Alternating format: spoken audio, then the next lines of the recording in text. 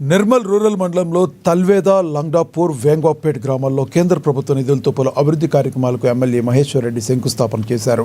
తల్వేద, లంగ్డాపూర్, వేంగపేట్ గ్రామాల్లో పలు అభివృద్ధి పనులకు శంకుస్థాపన చేశారు. వేంగపేట గ్రామంలో ప్రాథమిక పశు వైద్య కేంద్రంలో ఉచిత గాలికుంటు వ్యాధి నివారణ టీకా కార్యక్రమాన్ని ప్రారంభించారు.